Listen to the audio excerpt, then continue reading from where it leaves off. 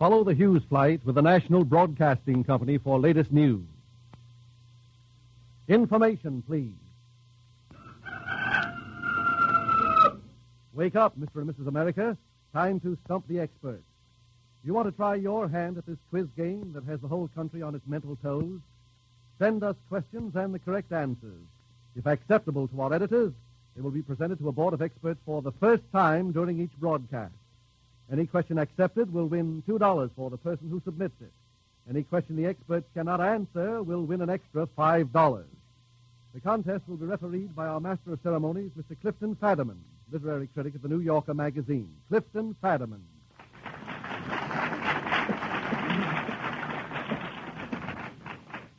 Thank you. Good evening, everybody.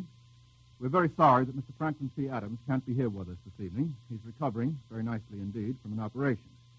But John Kieran, sports columnist of the New York Times, is here, willing to answer for himself and for Mr. Adams, too, if I don't stop him. Mr. Kieran is going to be backed up on the science end of things by Mr. Bernard Jaffe, author of Crucibles and Outposts of Science.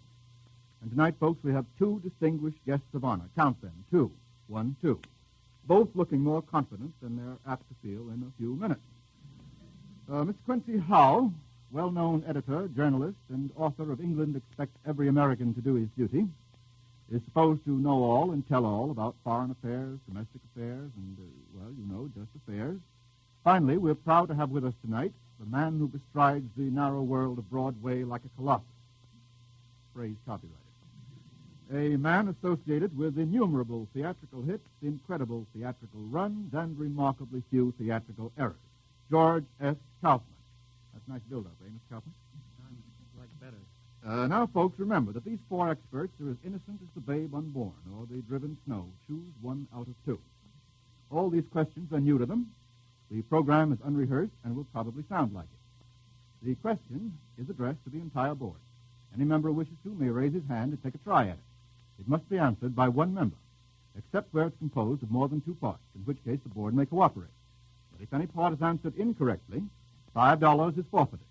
When you hear that cash register sound, that means $5 is actually being paid out to the lucky questioner. Something seems to be happening to Mr. Kieran. Well, folks, that sound you hear, that's just Mr. Kieran's thought waves. Hold it, Mr. Kieran, hold it. All right, we're off. The first question is a four-part question, and gentlemen, you have to answer 3 out of 4. This comes from Mr. Rollin Williams, 1124 Thornton, Plainfield, New Jersey. First, where was the Hushabye baby's cradle? Mr. Kieran. On the treetop. Pretty good. 2, how did the garden of Mistress Mary, quite contrary, grow? Mr. Kieran. All in a row. Yes. How about giving us a little more on that?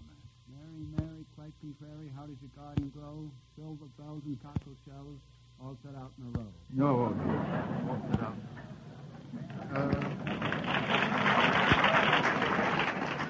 Matter of fact, that's not entirely true. You seem to be more modest than is necessary. It's and maidens all in a row. You forgot about the maidens, Mr. Kieran. Forgot about the maidens. I'm getting on.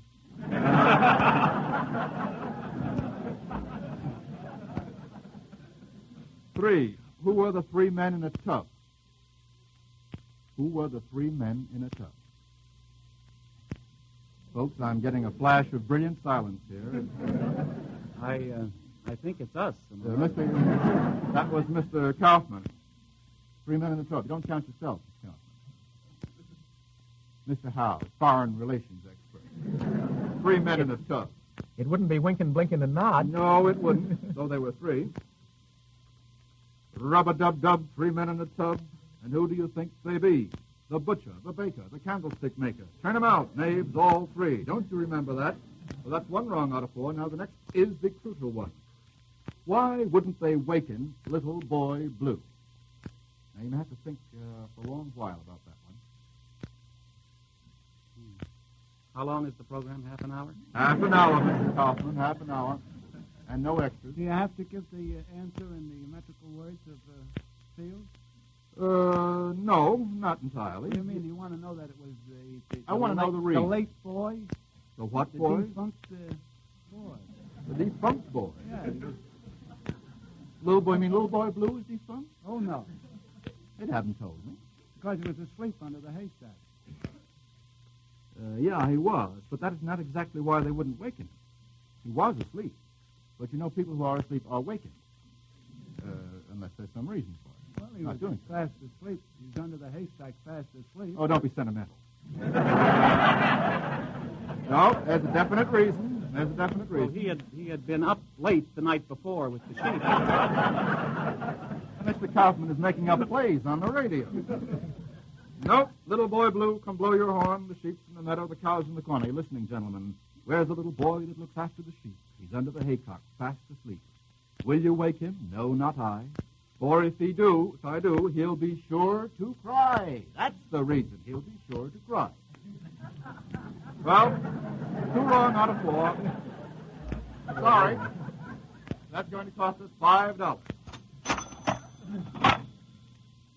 Here's one, a more or less scientific question from Mr. H.B. Irwin, 2122 Locust Street, Philadelphia, Pennsylvania. What relation do, first, milk, and second, spruce trees have to wearing apparel? Now, keep out of this, Mr. Kieran, will you? Mr. Jaffe. I got my iron here, and I want to take that one. That's right. Now, you tuck it under your belt. Spruce is used for making rayon. Yes, that's what we mean when we say every And people are all milk is spruced used up. to make buttons out of casein. What is this, milk? Yes. Used to make buttons out of casing. You know, that may be perfectly true. I believe right. I'm going to let buttons get by. I have wool that milk from the cow can be chemically changed into a form of wool. Would that be right? That's correct, also. That's right. Must make the cow feel awfully sheepish. Well,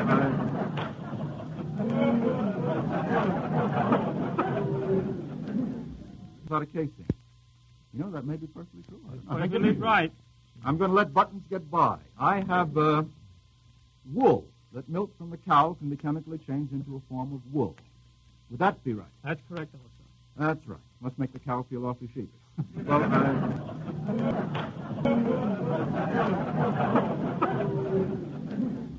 out of casing.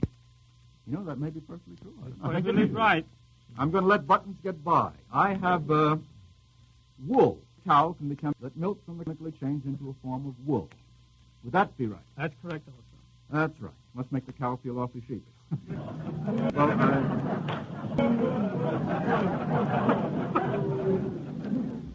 out of casing. You know, that may be perfectly true. I believe right. I'm going to let buttons get by. I have wool. Cow can become that milk from the chemically changed into a form of wool. Would that be right? That's correct, also.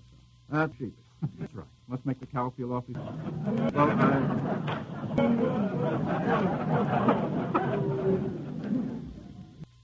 out of casing. You know, that may be perfectly true. I believe right. I'm going to buy. I let buttons get have wool. Cow can become that milk from the chemically changed into a form of wool. Would that be right? That's correct, also. That's sheepish. That's right. Must make the cow feel awfully well,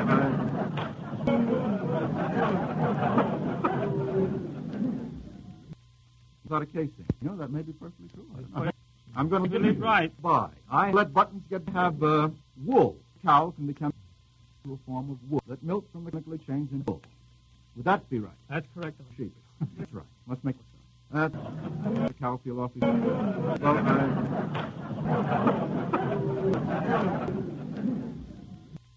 out of casing. You know, that may be perfect.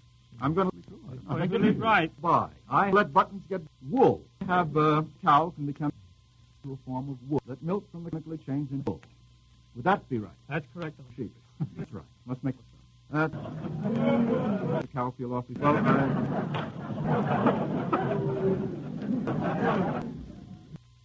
out of casing. You know, that may be perfect. I'm going to I believe right. wool. Buy. I let buttons get have cow can become into a form of wool. That milk from the wool. Would that be right? Chemically changed into sheepish. That's right. Must make That's correct, also. the cow feel awfully well,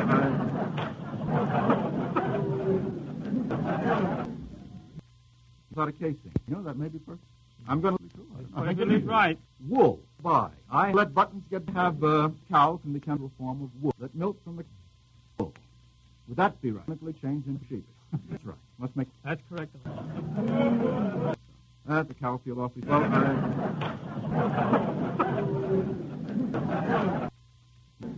Without a casing. That may be perfect.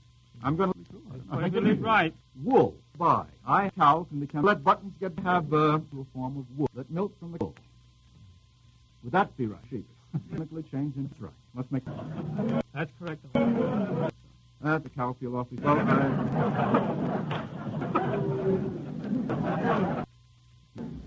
a casing. That may be perfect. I'm going to be true. Perfectly right. Wool. Cow can become by. Let buttons get to have a form of wool. Let milk from the wool. Would that be right? Sheep. Chemically changed into that's right. Must make. That's correct. The cow feel awfully without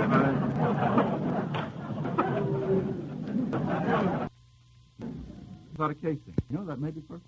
I'm going to be true. Perfectly right. Wool. Cow can become by. Let buttons get to a form of wool. Let milk from the have wool. Would that be right? Sheep. Chemically changed into that's right. Must make. That's correct. The cow feel awfully without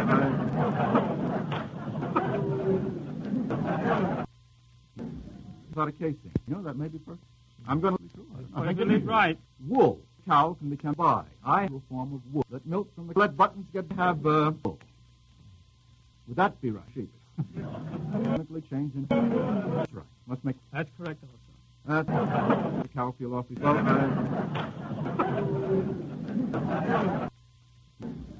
a casing. That may be perfect. I'm going to be true. Perfectly right. Wool. Cow can become by. To a form of wool. Let milk from the let buttons get to have wool. Would that be right? Sheep. Chemically changed into that's right. Must make. That's correct. The cow feel awfully without a casing. That may be perfect. I'm going to wool. Perfectly right. Cow can become by. To a form of wool. Let milk from the let buttons get wool. Have would that be right? Sheep. Chemically changed into that's right. Must make. That's correct. The cow feel awfully without a casing. That may be perfect. Wool. I'm going to be true. Perfectly right. Cow can become a form of wool. By. Let milk from the let buttons get wool. Have sheep. Would that be right? Chemically changed into that's right. Must make. That's correct.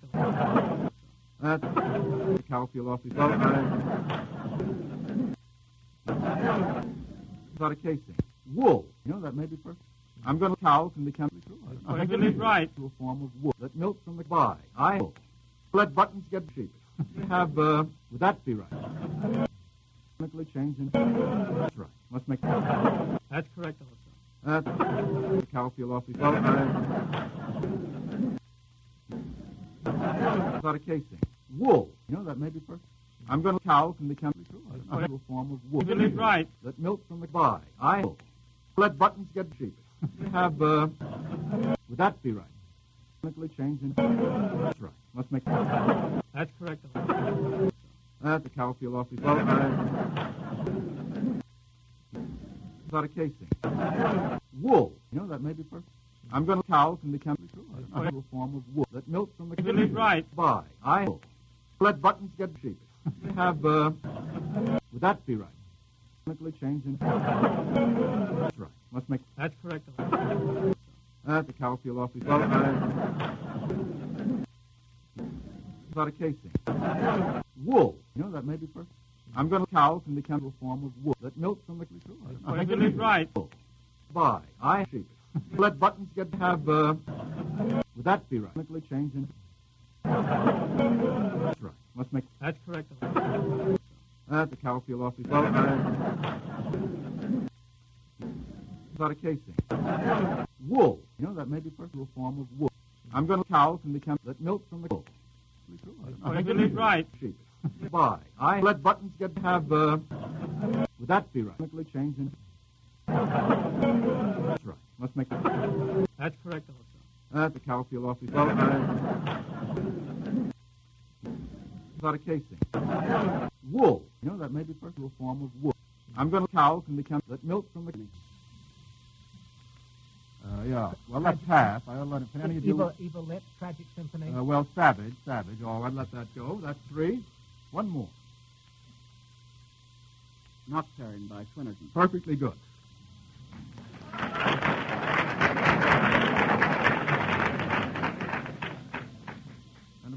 his little nursery rhyme of Thimble Simon. The next one comes from Mr. Joseph T. Rucker, Jr. of 500 Rivera Street, San Francisco, California. Why was it necessary for the bird Antarctic expedition to take along a refrigerator? I really ought to give that to Mr. Kieran because he's the bird expert here, but I think I'll throw that Mr. Jaffe's way. Why was it necessary for the bird Antarctic expedition to take along a refrigerator? Anybody know? Wanted to keep things warm down there. Wanted to keep things warm down there. As a matter of fact, you're fairly warm.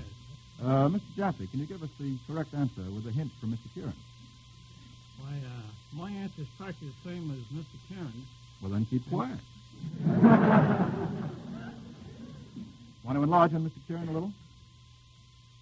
Well, except that certain foods deteriorate at very low temperatures. Whereas the temperature of the refrigerator can be controlled above the temperature of the outside. That's For right. example, some of the vitamins are destroyed at very low temperatures. Yeah.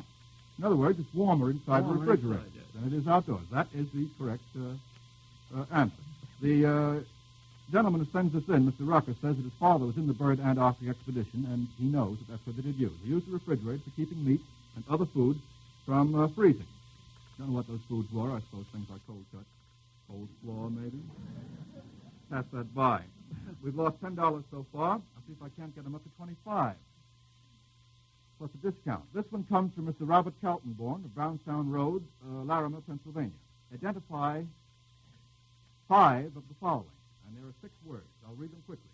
Tata, dada, jada, kaka, maha, umpa. Begin with the first. Tata. Mr. Howe. That's the name of a large steel works in India. Go on. Prove me wrong. Prove me wrong.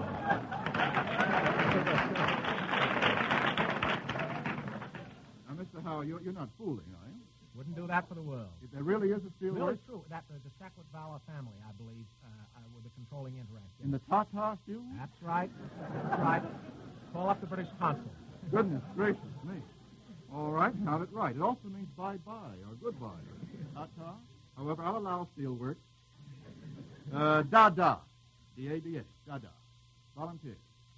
Wasn't it a school of painting? Yes. School of painting, literature, poetry. An eccentric school. Jada. Mr. Kaufman, you ought to let us have Jada.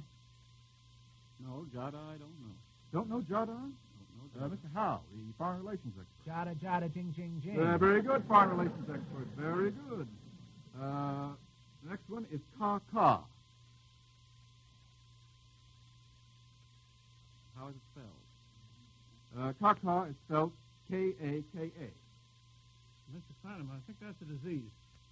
No, it is not. Not yet, as far as I know. Mr. Jaffe, no, ka-ka is not a disease. Got 3 so far.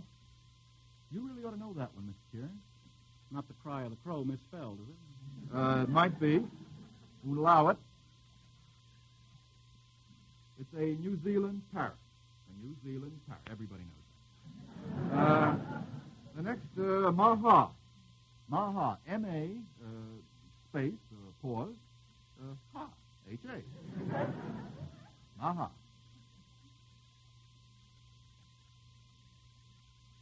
Don't know. A baboon. Everybody knows a maha is a baboon. And finally, umpa. Umpa. Mr. Kieran. I'll hand that one over to Mr. Kieran. He's making motions. Well, the umpa is the sound that's supposed to come out of a slide trombone. Yes, or a tuba. Well, we got only 4 out of the 6. We should have gotten 5. That's going to cost us $5. Going to Mr. Calborn of Larimer, Pennsylvania. The next one is from Mr. Lewis Martin, 4731 California Street, San Francisco.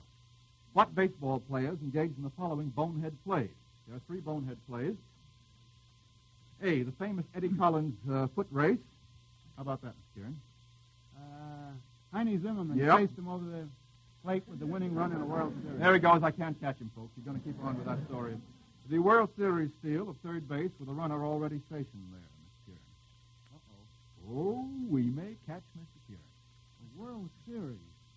The World Series steal of third base with a runner already stationed there. Must have been a Brooklyn team, Mr. Kieran. That was Mr. Howe, who comes from Boston. Do I have to get 3 out of 3 on this? You have to get 3 out of 3. Yep. Looks like a $5 question to me. What's the next one? Well, you can't get me away from the second one. I'll give you the next one, then I'll come back to the World Series steal. The third one is a celebrated failure to touch second base that cost a club its series chance. Even an amateur knows that. Do you know that, Mr. Kaufman? That was Fred Merkel. That was correct. And the second one is Red Faber. I'm afraid that's going to cost us $5 off. You admit that it's Mr. Red Faber, Miss Kieran? If it is, it's news to me. I'll go back and look it up. All right, you go back and look it up. Come back when you've looked it up. The next one is from Miss Ruth Harper, 26 Rosedale Court, Detroit, Michigan. Oh, this is a tough one. This is really tough. I'm sorry for the boys. I'm awfully sorry for them. Recite the first verse of a poem of which this is the last verse. And you, each gentle animal, to you for life may bind, and make it follow at your call if you are always kind. That's rather pretty. What's the first verse? That's the last verse. You know it, Mr. Howe? Unless somebody else will take a try, I will. Maybe someone else has an inspiration. Any of I you think gentlemen I have an know. inspiration? If so, check it at the door. We don't allow it in here. Now, Mr. Howe, all right, you try it. Mary had a little lamb. Its fleece was white as snow, and everywhere that Mary went, the lamb was sure to go. That's correct. That's correct.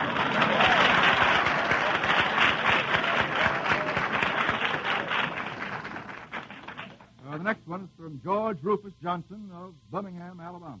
Do the following nothings mean something to you? Associate 3 out of 4 of them with the play, the author, or the person. 1. You ain't heard nothing yet. Mr. Kaufman.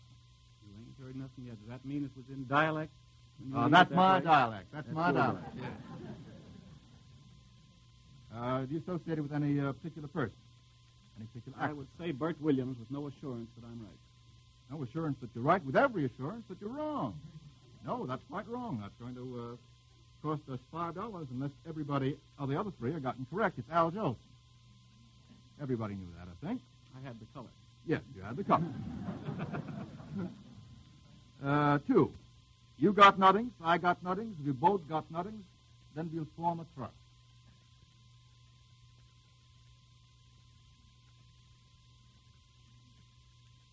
It sounds like Sam Bernard.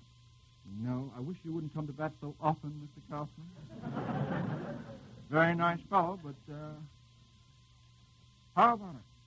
How about it? No, Sam Bernard's wrong. Weber and Field? Yeah, Weber and Fields is correct. That was the science expert. That's 2 wrong. I got plenty of nothing. I got plenty of nothing. Mr. Kaufman? Porgy and Bess. That's right. And the last one, I ain't never done nothing to nobody. I ain't never got nothing from nobody no time. And until I get something from somebody sometime, I don't intend to do nothing for nobody no time. Mr. Kieran. Bert Williams. Bert Williams is correct, but that's going to cost us, I'm afraid, $5. We got half of them right. They did a little something with nothing, but not much. The next one is from Miss Vern Adams, or possibly Mr. Vern Adams, of 1105 Vance, Memphis, Tennessee. Is it possible for an airplane to go backwards? Is it possible for an airplane to go backwards? Mr. Jaffrey. Yes, it's possible. If the wind were blowing 60 miles an hour and the airplane were going at 40, Yes, that's correct. Well, would you say then that an airplane can go into reverse? well, that isn't going into reverse, really. He's No. going forward, but relatively he's going backwards. That's correct. Can it go into reverse? Is there a reverse I don't speed? think so. No, there's not. It must first come to a dead stop in the first place, then it would fall. That's correct. The next one is from Anna Schick, 940 St. Nicholas Avenue of New York City. What have the following plays in common? This isn't so easy. Paths of Glory by Sidney Howard. Night Over Taos by Maxwell Anderson. Marco's Millions by Eugene O'Neill. For Services Rendered by Somerset Maugham. And The Deep Tangled Wildwood by our distinguished guest, Mr. Kaufman, and Mr. Mark Connolly, who was our distinguished guest 3 or 4 weeks ago. What have those plays in common? If you don't get this, Mr. Kaufman, I don't think anybody will blame you. Box offices. Mr. Kieran. Would you you read them again, Mr. Yes, Cattleman, a little more slowly? Paths of Glory, Night over Taos, Marco's Million, for services rendered by Somerset Maugham, and The Deep Tangled Wildwood, which I need not recall to you, Mr. Kaufman. A very nice play it was. Plug. What have they in common? Well, I didn't expect you to get it. First place, they're all by outstandingly successful playwrights. Is that not true, Mr. Kaufman? And in the second place, they were all flops. All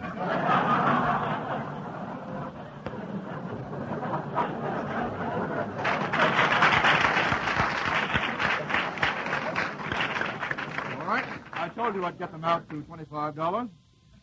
See if we can get them down to $30. This one from Miss Edith Walton, 202 South Ellis Street, Salisbury, North Carolina. Give 3 instances, in fact or fiction, in which an apple played a memorable part. 3 instances, in fact or fiction, in which an apple played a memorable part. Mr. Kieran. Well, the apple that caused the Trojan War.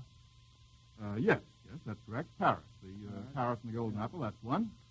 And the apple, the golden apples that were dropped in the time that Atalanta ran her future husband a foot race. That's correct. That's 2. One more apple. And the And the apple prize that is Snow White ate. That's correct. Play. 3 would be sufficient. The Garden of Eden, of course. Here are a group of questions based on Shakespeare's plays. I think we all ought to be able to get into this. There are 5 of them. Answer 4. Which Shakespearean character posted his love letters on trees? This question comes from Mrs. M.P. Chalmers at 48 West 8th Street, New York City. Which Shakespearean character posted his love letters on trees? Volunteers. Mr. Kieran. Orlando. In what play? Ask the next part and I'll come back. All right, it's as you like it, but it doesn't matter. Orlando is correct. Which one crashed a party with exciting consequences?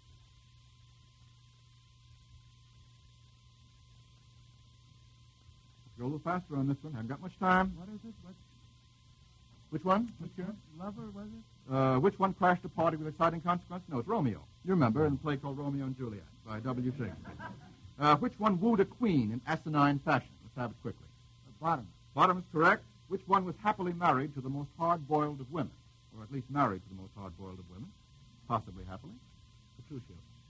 No, that's not correct. That's what I said when I saw this question. Macbeth. Macbeth is correct. Which one wins his bride by making a good guess? In The Merchant of Venice. Yes, what was his name, do you know? Yes, Antonio. No, it was Bassanio. I'm afraid, therefore, that's going to cost us $5. We got about 3 3/4 out of 5 on that one. And that's the last one for tonight. Thank you very much. Let's see. We've lost how much? $30. Thank you all, members of the board, and all the folks that have submitted questions. And now Mr. Cross, our announcer, has a word for you about next week's contest. Good night, everybody, and come again.